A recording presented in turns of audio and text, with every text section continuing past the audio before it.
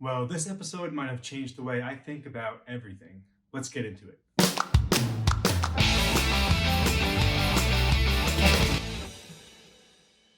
First, we have something that I kind of have been thinking about for a while, but episode 3 kind of solidified it for me. And that's that the purpose of these episodes, starting in black and white, moving to Technicolor, and then to modern day color. And that's because, or at least I think it's because, whoever's pulling the strings in the background, Mephisto or Nightmare, or maybe both, and we'll touch on that later. But I think the transition from black and white to Technicolor to modern day color is representative of Wanda giving in to, and Mephisto and Nightmare gaining more control over the reality that Wanda and Vision are in. So first we see black and white, and at the end of that black and white episode, we see Wanda choosing to rewind the beekeeper entering in and to accept her place in that reality. And then it goes from black and white to color in that moment. And then at the end of episode 3, we see her accept the reality by sending Tiana Paris's character, Geraldine, out of the dream world of the pocket dimension she's in. And then again representing that she's accepting where she is and that she wants to stay in this reality. And as we know from press releases, episode 4 will be a little further down the timeline, taking influence from Family Ties, which then shows us that she has accepted this reality even further, and Mephisto and Nightmare are gaining more control of their surroundings. So the first thing I really pulled from this episode specifically is when Vision goes outside and sees Herb cutting his hedges and then actually cutting into the wall, and Vision points that out to Herb, and Herb acknowledges that he's doing that, but continues to do it as if it's normal. And this kind of makes Vision think, like, what's going on? Like, why is he doing that? This is pretty strange.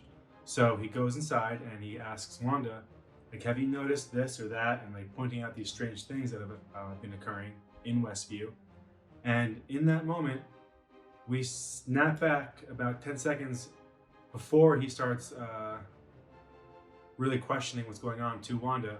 And then we see him not question her at all after the rewind, and then move forward as if he doesn't remember anything strange.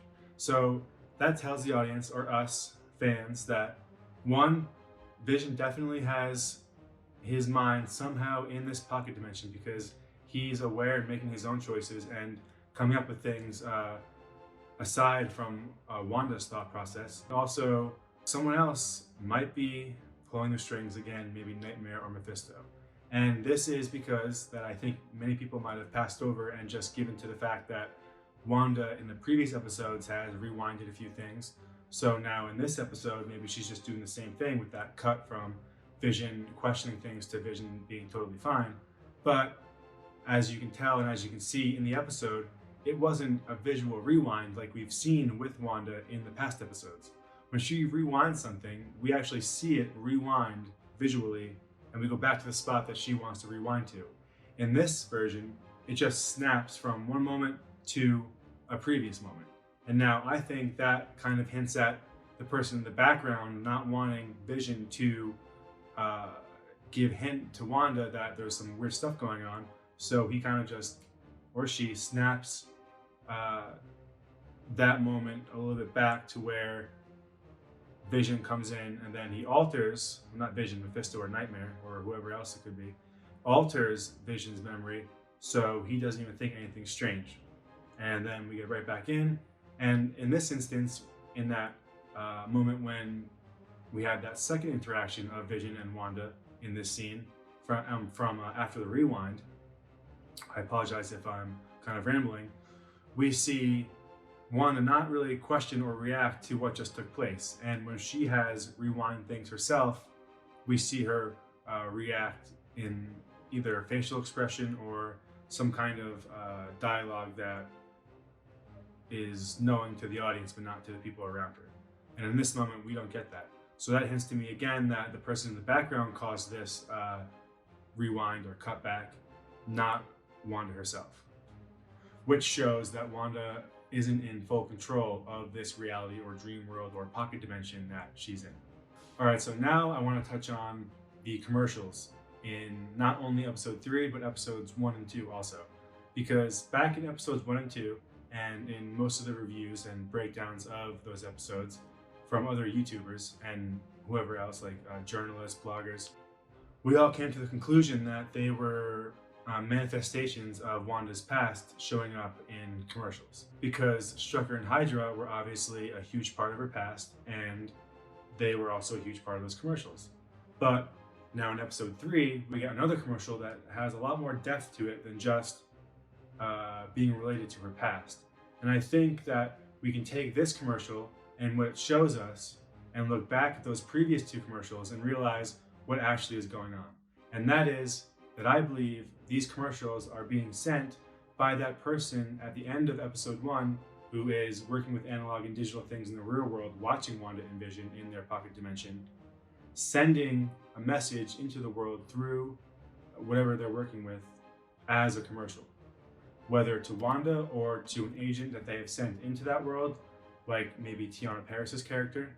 So when we look closer at the lines of dialogue within that commercial in episode 3, we get a broader picture of what's taking place within Westview and Wanda's mind. And I'm going to read those to you right now. So the first line from this commercial in episode 3 is, "Escape to a world all your own, where your problems float away." Now, from a sword perspective, they could be placing this into the commercial because they're trying to trigger Teyonah Parris's character's memories and trying to let her know why she entered this world and what's going on, but also trying to tell Scarlet Witch or WandaVision that they know why she came in here and what's taking place and what has taken place to bring Wanda to this point. Which brings us to the next line, which is, "When you want to get away, but don't want to go anywhere," which again is hinting at Nightmare, because if you want to get away, you can enter your dreams, which Nightmare controls, and if you don't want to go anywhere while doing it, then you'll be sleeping, or you could be sleeping. So that could be telling Teyonah Parris's character, again, letting her know her mission and how her mission started and why she was there, but also trying to hint to Scarlet Witch that they know where she is and what's going on with at least her mind. So then we get the final line, which is, "Find the goddess within." And I think that's a direct line or a direct message to Teyonah Parris to let her know you're there looking for Scarlet Witch. So when you take this kind of approach and place it on the previous 2 commercials, you can see that maybe the reason why they were parts of Wanda's past is because S.W.O.R.D. is trying to trigger Scarlet Witch's memories in order to break her out of whatever hold she's in. Now, another way that we could approach these commercials and have a much different take on it is that it could be Mephisto and or Nightmare, and we'll touch on how they could work together later on in the video, sending these commercials into Wanda's version of Westview in order to remind unconsciously Wanda of why she is in this new reality and why she left the past behind. And like I said in those lines, where it's escape to a world all your own, where your problems go away. When you want to get away but don't want to go anywhere, find the goddess within. It's just Mephisto and or Nightmare pushing the idea of why she was there in the first place to Wanda in order to keep her there and to keep her moving forward with acceptance of the reality that she's in, so they can continue on with whatever nefarious plans that they have with Wanda and this new reality that she's created. So later on, after we see Wanda give birth, we have Vision escorting the doctor outside, and as he does this, he sees Agnes and Herb discussing amongst themselves. And at first, I thought maybe it was Agnes placing a charm onto Herb because of his glitch earlier, kind of setting him back in place in the pocket dimension or dream reality that I believe Agnes helped create. But when I watched it for a second time and I had subtitles on, I noticed that they were actually working together. And I'll read you those subtitles now. So Agnes says, "What is she doing in there? Did you see her go inside?" asking Herb. And Herb responds, "She went right in." And then Agnes asks Herb if he knows if Geraldine has seen Wanda's pregnancy.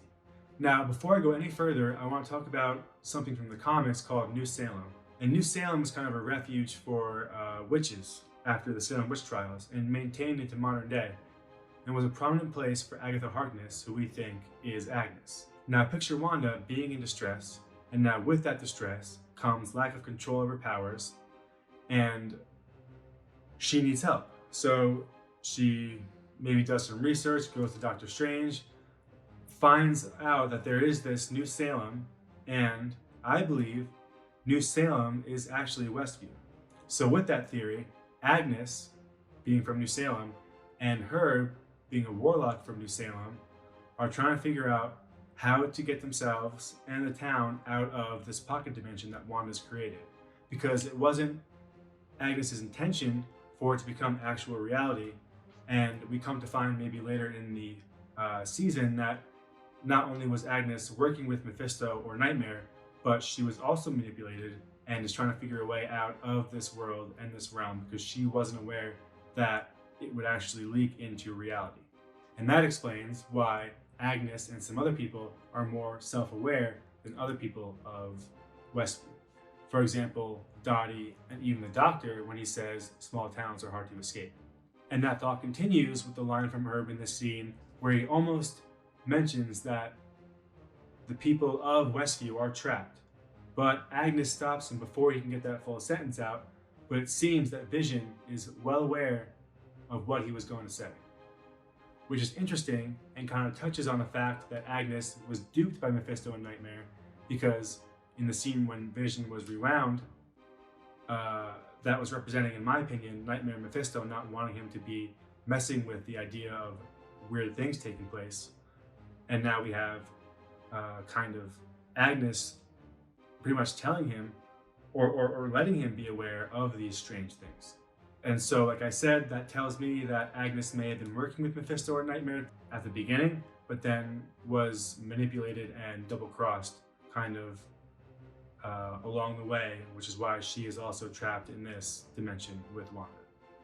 And just one more line I wanted to touch on from the scene is when Agnes says Ralph looks better in the dark, because we never see Ralph, ever. We see everyone else's spouses, but we don't see Ralph. And I believe that's because Ralph is actually Nightmare. And she says he looks better in the dark because Nightmare works inside the Nightmare realm or inside dreams, and his powers and abilities affect people when they're sleeping, i.e. in the dark. So that's another line hinting at Nightmare and Mephisto being in the background and at work. And finally, we get that scene with Wanda and Tiona Paris's character, Geraldine, where they're looking over the twins, and Wanda mentions to Geraldine that she used to be a twin and that her brother's name was Pietro. Now, Geraldine, being from the outside world and having her memories kind of displaced inside Wanda's reality, is triggered by the mention of Pietro and remembers, I guess, who she is, because it seems like she kind of snaps out of that like pocket dimension mind warp that most people are in inside that reality. And she says to Wanda, he was killed by Ultron, wasn't he? And that sets Wanda off. And Wanda immediately notices that sword necklace that Geraldine is wearing and questions Geraldine, what she's doing there and who she is, and kind of puts two and two together and just launches her out of the pocket dimension or dream reality into the real world. Now, when Vision comes in and asks where Geraldine is, Wanda kind of says, oh, she had to rush home or something. Lying to Vision, knowing exactly what she did and where she sent her. So this scene kind of blew my mind because it tells us that Wanda knows a lot more than we think she does. And maybe even more than Agnes thinks she does, or anyone else in that town. Because she knew what she was doing when she sent Geraldine out of her dimension or her reality that she's in. And it could be because she doesn't want to leave it and isn't realizing what's going on and how it's affecting everyone else in the real world, and thinks that Sword is just trying to pull her out of maybe something that they think might be harming her, but Scarlet Witch thinks it's good for her. So they kind of have a battle of minds there. Because otherwise, Scarlet Witch would know exactly what's taking place and is just sending people away who are trying to help the outside world, which is against her character in the MCU, but she does become kind of unhinged in the House of M, which this show is loosely based off of. So it could be hinting more towards that storyline and where her character could be going mentally. Alright guys, that's it for this video. I hope you enjoyed my breakdown, and if you did, please like and subscribe for future content where I'll be breaking down the rest of the season of WandaVision and future MCU series on Disney+. So, again, thank you for stopping by, and I'll see you in the next one.